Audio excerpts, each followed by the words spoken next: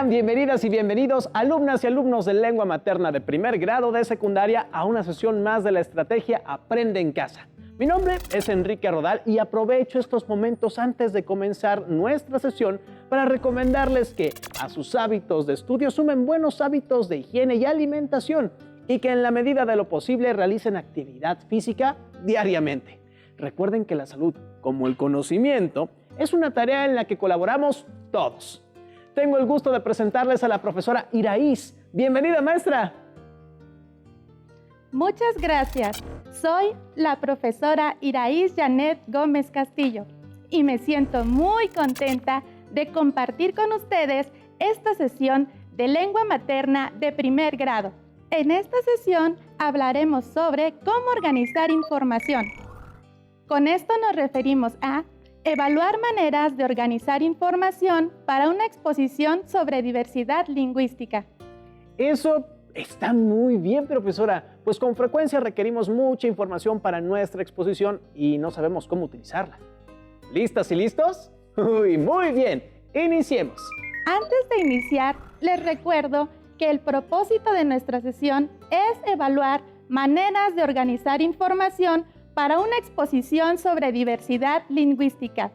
Como parte del aprendizaje esperado, investiga sobre la diversidad lingüística y cultural de los pueblos originarios de México. Los materiales que van a necesitar para esta sesión son su siempre confiable cuaderno, lápiz o pluma para que puedan tomar notas. También podría ayudarles tener a la mano su libro de texto. Recuerden que todo lo que vean es para reforzar su conocimiento, así que les recomiendo llevar un registro de las dudas, inquietudes o dificultades que surjan al resolver los planteamientos, pues muchas de estas las podrán resolver al momento de consultar su libro de texto y revisar sus apuntes. ¿Qué estás leyendo, Enrique? Es un correo electrónico que nos envió un alumno que necesita ayuda. ¡Qué curioso! ¿Y qué dice? De Miguel de Jesús, para Aprende en Casa Español primer grado de secundaria. Hola, me llamo Miguel de Jesús, estudiante de primero de secundaria. Les escribo porque me toca exponer en clase de español la próxima semana sobre las lenguas indígenas en peligro de desaparición. Me di a la tarea de investigar sobre el tema, solo que no sé cómo lo voy a presentar, ya que es la primera vez que me toca exponer. Les mando mi propuesta. Les agradecería mucho que me dijeran cómo organizar la información para que mi exposición sea todo un éxito. Muchísimas gracias por su atención. ¡Qué diligente alumno! ¿No crees? ¿Qué te parece si entre todas y todos ayudamos a Miguel a preparar su exposición? Claro, profesora, para eso estamos aquí. Muy bien, Enrique. ¿Nos podrías decir qué información nos mandó Miguel de su exposición? Bueno. ¿Y bien? Hay muchísima información, no sabría qué enseñarle primero. Dijo que tenía una propuesta. Abre su presentación. Pon la primera diapositiva, por favor.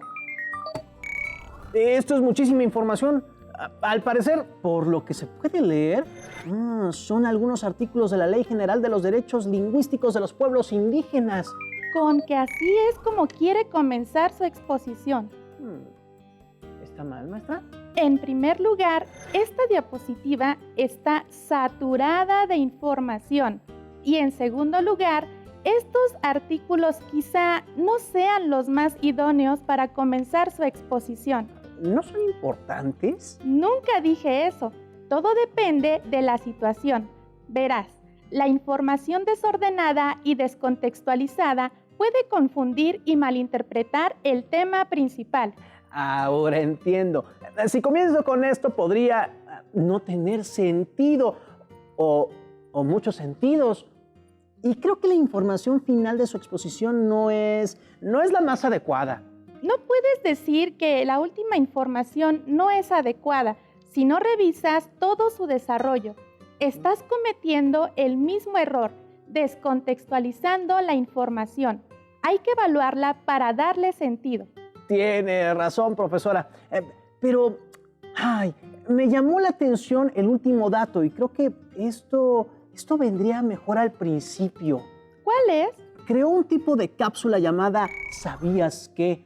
En donde pone toda la situación actual de las lenguas. Ahora entiendo. Creo que el problema de Miguel es muy claro. hizo muy buen trabajo en investigar. Tiene mucha información, pero no la evaluó. Es decir, se le está dificultando cómo empezar, qué ideas y qué puntos desarrollar y cómo finalizar su tema. No es cualquier cosa preparar una exposición. Hay que evaluar toda la información de manera pertinente y Miguel tiene mucha. Es un proceso y lo vamos a trabajar durante los próximos minutos. Comenzaremos por decir que la principal pieza de una buena exposición es la organización. Qué bueno que Miguel nos envió ese correo. Así en futuras exposiciones sabremos cómo evaluar la información de nuestro tema. A muchos alumnos les aterra equivocarse, no darse a entender y que los escuchas, en este caso su maestra y compañeros, se vayan con más dudas que respuestas. Otros de los miedos más frecuentes es que el tema se vuelva demasiado formal o distante e incluso aburrido. ¿Y cómo se logra evitar que sea aburrido? El truco está en lograr algo parecido a la conversación diaria. Esto hará que las alumnas y alumnos se familiaricen con la estructura y el contenido de su tema. Y si el tema está bien desarrollado, la información clara y bien ordenada, todos los oyentes seguirán el hilo del tema, por así decirlo. Esto comienza a tener forma. Como tantas otras cosas relacionadas con el aprendizaje, esto se logra al evaluar la información obtenida.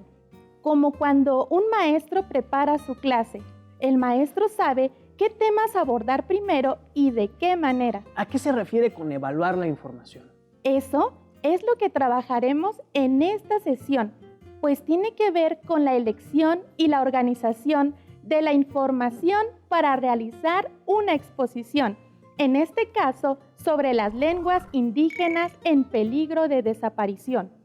Pero antes de continuar, alumnas y alumnos, les pregunto, ¿ustedes han estado en una situación similar a la de Miguel? Si es así, ¿cómo han organizado su información para realizar una exposición? Listo, profesora. ¿Cómo podemos ayudar a Miguel? Fíjate que Miguel investigó a fondo la información sobre su tema, pero no sabe cómo evaluarla, es decir, cómo determinar cuál tiene más relevancia, qué es lo que quiere proyectar y en qué momento exponerla. Antes de comenzar, mencionemos ciertos pasos que hay que tomar para realizar una buena presentación en clase. Tomaré nota. Sí. Para conocerlos, las y los reto a que coloquen su mano izquierda sobre una hoja de su cuaderno. Después, con un lápiz, dibujen el contorno de su mano y en el centro, donde estaría la palma, escriban pasos para hacer una exposición. En cada dedo de la mano van a escribir los pasos que iremos mencionando y explicando en el transcurso de la sesión. Y por último, van a pintar de un color distinto cada uno de los dedos. Para concluir el reto, arriba de cada dedo hagan un dibujo que corresponda a uno de los pasos como se muestra en el ejemplo que a continuación aparecerá en pantalla. Me imagino que para poner toda la información, profesora, vamos a tener que dibujarnos unas manoplas como las que usan los jugadores de béisbol. No tanto, pero sí. Conviene exagerar un poquito en el ancho para que les quepa bien el texto, aunque no deben de preocuparse demasiado por esos detalles. Lo fundamental es construir una herramienta útil. ¿Listas y listos? Muy bien, comencemos. El primer paso consiste en elegir el tema. Claro, siempre y cuando su profesor o profesora no se los haya asignado directamente. En el caso de Miguel, el tema ya está asignado. ¿Y por qué es el primer paso, profesora?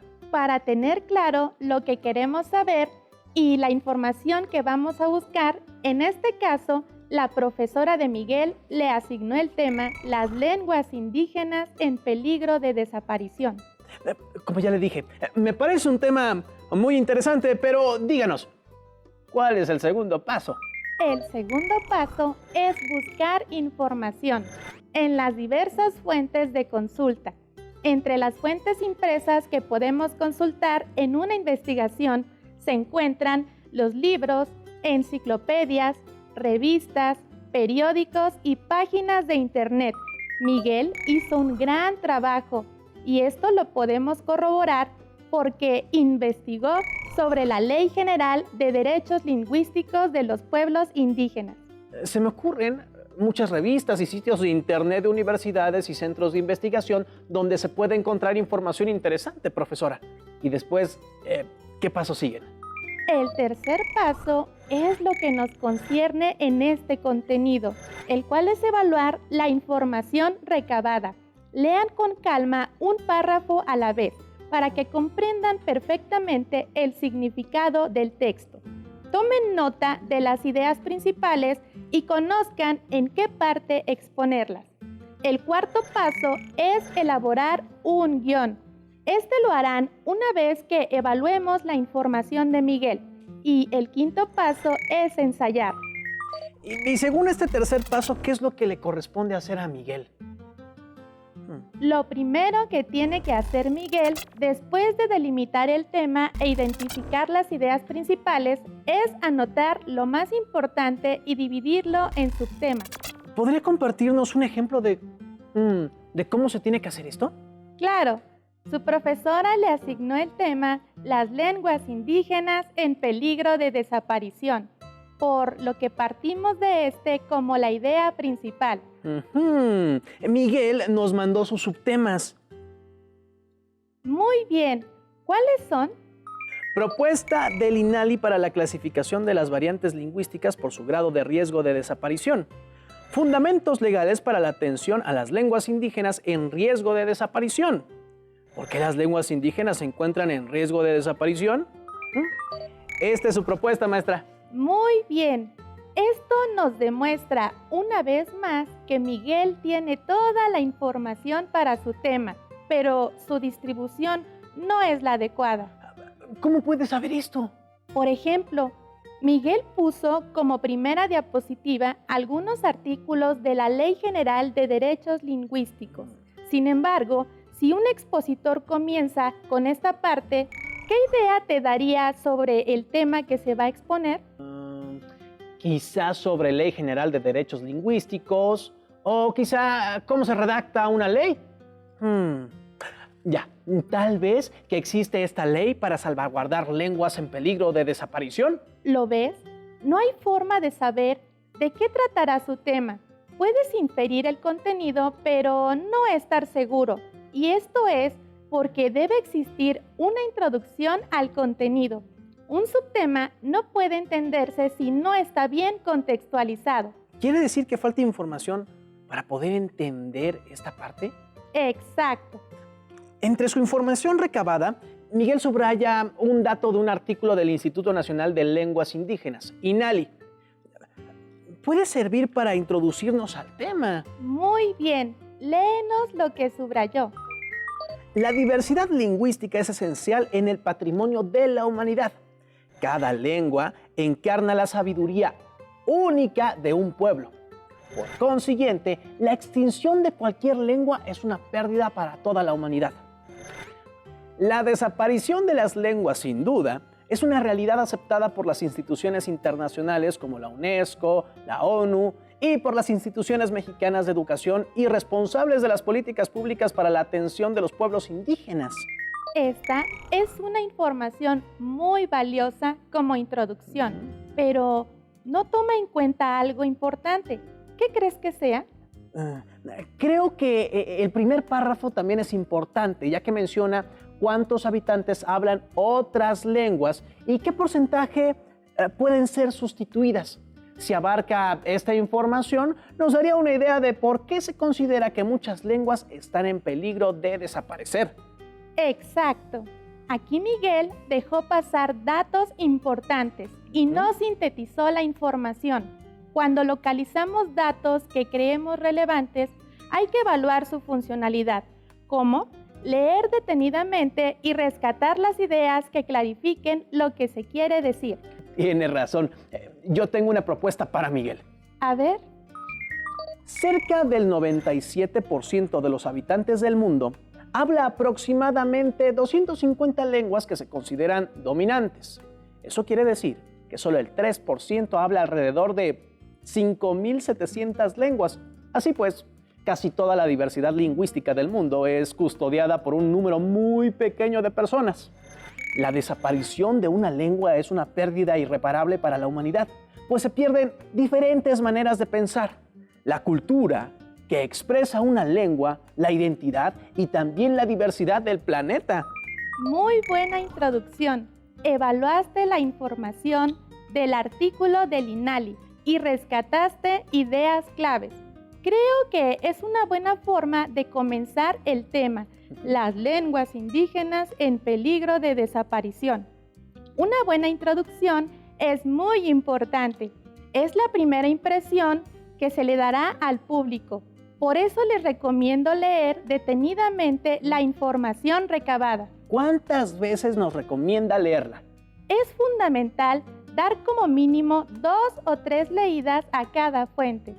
De esta forma, además de entender mejor el tema, con la repetición podrán darse cuenta cuáles son las ideas principales y cuáles las ideas secundarias. Profesora, ¿nos puede decir qué son las ideas secundarias? Las ideas secundarias suelen explicar, detallar o complementar las ideas principales. Se identifican fácilmente porque al momento de hacer una síntesis de la lectura no tienen sentido por sí solas. Le cuento que en una ocasión mi prima estaba haciendo su tarea de español y vi que utilizó una técnica de subrayado que le fue de gran ayuda. ¿Qué nos sugiere hacer en ese caso? Es algo que ya habíamos mencionado anteriormente. Les sugiero que utilicen este método. Subrayen las ideas y palabras clave por lo menos con 3 colores diferentes. Supongo que tendría que ir de un color las ideas principales, de otro color las ideas secundarias y un color más para representar aspectos descriptivos, fechas, lugares, escenarios, etc. Exactamente. También hay organizadores para la información. ¿Nos puede dar algunos ejemplos? Sí, claro. El primer ejemplo es el cuadro sinóptico o esquema de llaves, cuyo objetivo consiste en tener de inmediato una visión gráfica del contenido de un tema.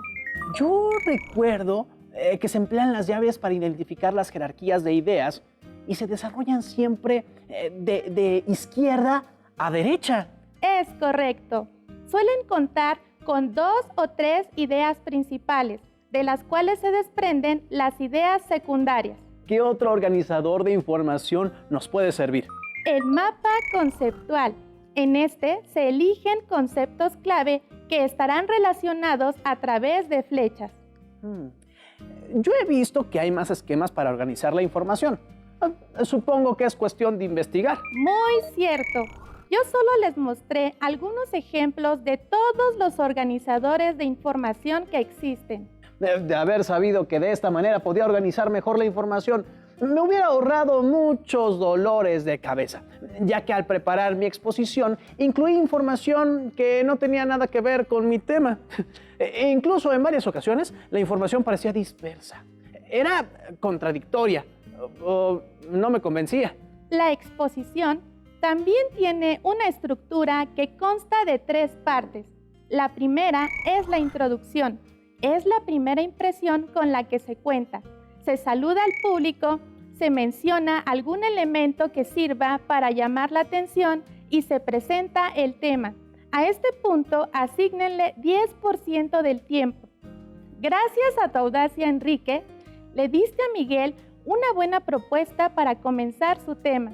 Gracias. Ahora, ¿ya tendría más sentido los artículos que puso Miguel al principio? Creo que aún falta más información para contextualizar los artículos que protegen a nuestras lenguas.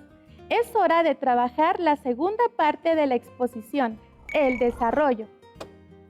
Desarrollo. Es la parte medular de su exposición. Asígnenle 80% del tiempo. Expliquen cada uno de los subtítulos utilizando la información que previamente investigaron en fuentes confiables. También pueden agregar ejemplos, anécdotas y recursos audiovisuales. repíteme los subtemas que desarrolló Miguel. Propuesta del INALI para la clasificación de las variantes lingüísticas por su grado de riesgo de desaparición. Fundamentos legales para la atención a las lenguas indígenas en riesgo de desaparición. ¿Por qué las lenguas indígenas se encuentran en riesgo de desaparición? Y esta es la información que Miguel creyó pertinente para su primer subtema. Como se puede notar, maestra, es mucha información, pero al parecer Miguel subrayó en verde lo que le pareció importante y en amarillo lo que le pareció secundario. Tomando en cuenta la valoración de los datos para crear la introducción, ¿cómo evaluarías la información de este subtema? Miguel subrayó: en primer lugar, se respetó y aceptó la definición de lengua en riesgo y por lo tanto se concluyó que todas las lenguas y variantes lingüísticas en México se encuentran en riesgo de desaparición. En segundo lugar, se respetaron los 4 niveles de riesgo de desaparición propuestos por el Comité Consultivo para la Atención de las Lenguas Indígenas en Riesgo de Desaparición, CALIRD, CCALIRD. Creo que puede apoyarse de otros fragmentos y de otras fuentes para exponer. Por ejemplo, ¿cuáles son estos 4 niveles que denominaron? Muy bien, ya estás evaluando la información. ¿Cómo quedaría? Pienso que así. El INALI recibió y analizó las recomendaciones para poder hacer una propuesta institucional sobre la definición de una lengua en riesgo basado en un sistema ordenado gradualmente. Se aceptó la definición de lengua en riesgo y por lo tanto se concluyó que todas las lenguas y variantes lingüísticas en México se encuentran en posibilidad de desaparición, tomando en cuenta censos, variantes y estadísticas para conformar estos 4 niveles. Muy alto riesgo de desaparición, alto riesgo de desaparición, riesgo mediano de desaparición, riesgo no inmediato de desaparición. Muy bien, pero esta información también está salida un poco de contexto. Ayudemos a Miguel a poner en orden sus subtemas para que le proporcionen un desarrollo exitoso a su contenido. Primero, ¿por qué evitar la desaparición de las lenguas? Claro, así sabremos puntos fundamentales sobre el desarrollo del tema e incluso marcará una postura la cual es salvarlas. Segundo, después de saber la importancia de las lenguas y su presencia en el país, hay que saber por qué están en riesgo. Por eso el subtema 2, ¿por qué las lenguas indígenas se encuentran en riesgo de desaparición? Yo pondría en el 3 los fundamentos legales que pueden evitar la desaparición de las lenguas. Ya que Miguel nos explicó el peligro en el que están, es vital saber qué fundamentos legales existen para este caso. Cuarto, para defender nuestras lenguas, habrá que saber cuáles están en mayor riesgo y a cuáles hay que prestar atención inmediata. Por eso el subtema 4 sería propuesta del INALI para la clasificación de las variantes lingüísticas por su grado de riesgo de desaparición. Quinto, una vez que estudiamos las formas de defender las lenguas, aquí va lo que Miguel puso en la primera diapositiva. ¿Qué leyes protegen las lenguas indígenas? Espera, ¿qué hemos aprendido en este contenido? A evaluar la información. Habrá que hacerlo con los artículos que Miguel puso. Si bien todos son importantes, es difícil mencionar toda la ley. Lo ideal es incluir los que más le interesen al auditorio, tomando en cuenta el contenido que se ha venido desarrollando. Leamos juntos los siguientes artículos de la Ley General de Derechos Lingüísticos de los Pueblos Indígenas. Algunos son los que expuso Miguel y otros son propuestos por Enrique. Elijan 3 que sean los más adecuados para exponer el tema de Miguel. Artículo 1. La presente ley es de orden público e interés social, de observancia general en los Estados Unidos mexicanos y tiene por objeto regular el reconocimiento y protección de los derechos lingüísticos individuales y colectivos de los pueblos y comunidades indígenas, así como la promoción del uso cotidiano y desarrollo de las lenguas indígenas bajo un contexto de respeto a sus derechos. Artículo 5. el Estado, a través de sus 3 órdenes de gobierno, federación, entidades federativas y municipios, en los ámbitos de sus respectivas competencias, reconocerá, protegerá y promoverá la preservación, desarrollo y uso de las lenguas indígenas nacionales. Artículo 15. La administración del Instituto Nacional de Lenguas Indígenas estará a cargo de un Consejo Nacional como órgano colectivo del gobierno y un director general responsable del funcionamiento del propio instituto. El domicilio legal del instituto será la Ciudad de México, Distrito Federal. Artículo 3. Impulsar políticas de investigación, difusión, estudios y documentación sobre las lenguas indígenas nacionales y sus expresiones literarias, así como promover su enseñanza. Artículo 2. Las lenguas indígenas son aquellas que proceden de los pueblos existentes en el territorio nacional antes del establecimiento del Estado mexicano, además de aquellas provenientes de otros pueblos indoamericanos, igualmente preexistentes, que se han arraigado en el territorio nacional con posterioridad y que se reconocen por poseer un conjunto ordenado y sistemático de formas orales, funcionales y simbólicas de comunicación. Yo concuerdo con lo que propuso Enrique, y estos son el artículo 1, 5 y 3, ya que son artículos cuya función principal es defender, reconocer y difundir las lenguas indígenas. Entonces, este sería el momento adecuado para que Miguel prepare su guión. Así es. Miguel podrá hacerlo y con los recursos audiovisuales aterrizará las ideas y cada uno de los puntos que desarrollará en su exposición, como en el ejemplo que se muestra en pantalla. Supongo que falta el cierre de la exposición. ¿Estoy en lo correcto? Es correcto. También se llama conclusión. Conclusión. Menos es más. Esta es la parte final de su exposición. Asígnenle 10%. Mencionen las ideas principales, así como las fuentes que emplearon.